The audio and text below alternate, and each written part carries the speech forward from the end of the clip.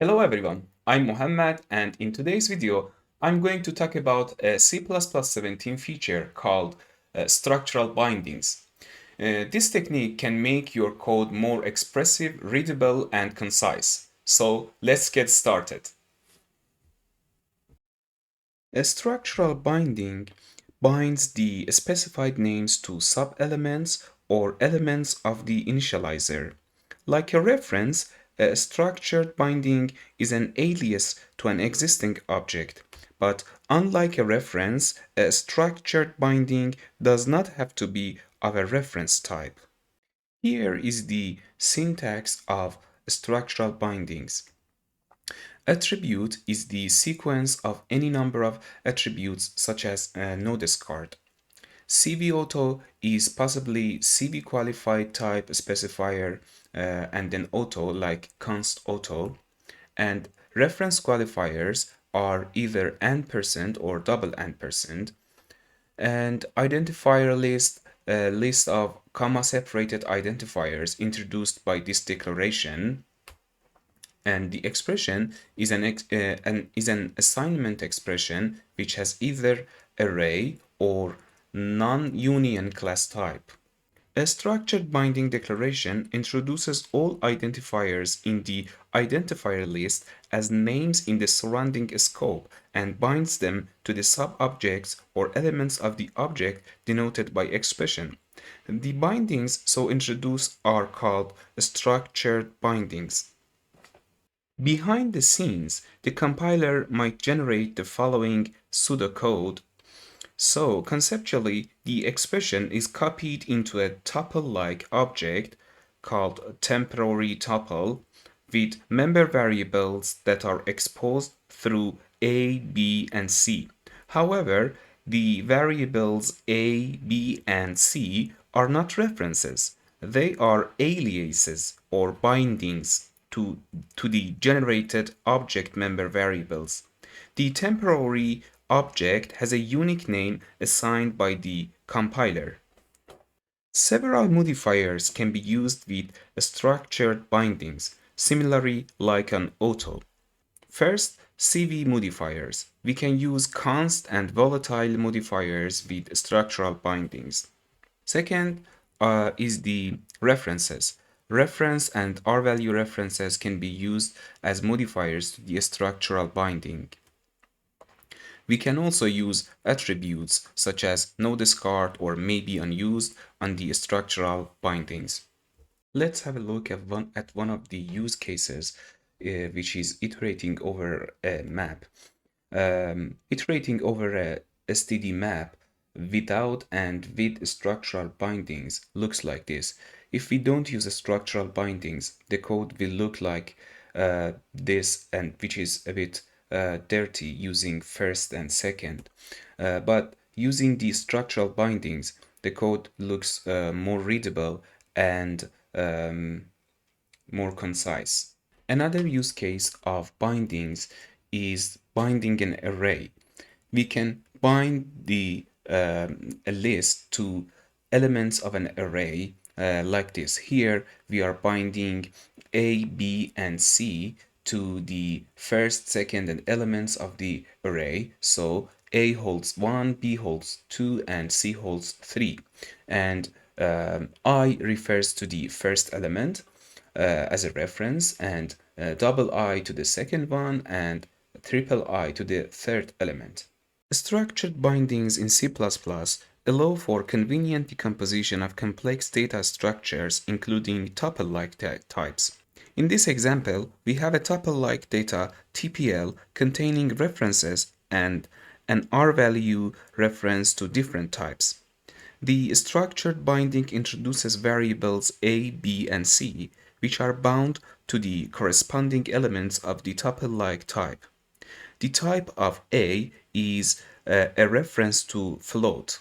B is an R reference to char, and C is a constant integer. Each variable refers to the object bound to it in the tuple-like type. The benefits is that this provides a clean and readable syntax for working with complex data structures, and also it allows for direct access to elements of the tuple-like types, and it enhances code clarity and reduces the need for manual indexing. It's useful when working with functions or libraries that return tuple-like types to use the structural bindings, and also that would simplify scenarios where individual elements of a complex data structure need to be accessed or modified. Structural binding can be used to bind to data members of structures and classes. Remember, these data members should be non-static. And in this example, we have a structure called employee, which has two data members. So we are using a structural binding to bind to these two data members. So ID will be initialized to 1001 from employee ID, and name will be initialized to John Doe from employee name.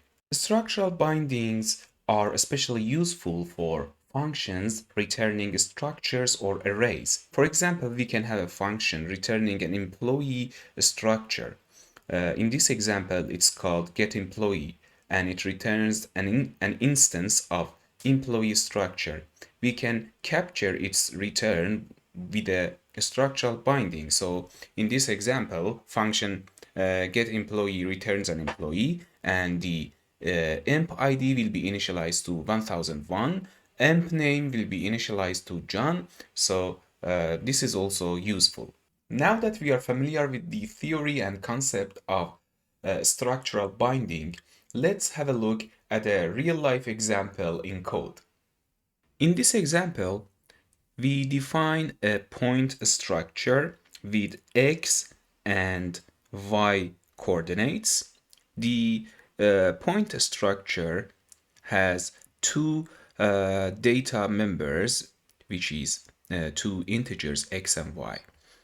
And then here we bind the x and y to the x and y members of the point structure. So it means that x is the p dot x and y is the p dot y. So if we print out, we should see the value of 10 for x and 20 for y. As a second example, we have defined a function getStudentInfo, which returns a tuple, and in this example we are capturing the tuple and binding it to this list, which is age, GPA, and name, and then we are printing it like this. As a third example, we have another function called get RGB value, which returns an array of size 3, and in this example I am binding the red, green, and blue integers to the values of the array. So let me run this example and show you the output. As we can see, the point is which we were printing x and y is 10 and 20, name is John, age is 20, GPA is 3.4, 3.8, and the RGB values are red, green, and blue. And there you have it. We have covered the concepts of structural bindings in C++. With this tool, you can extract data from complex data types and have cleaner code.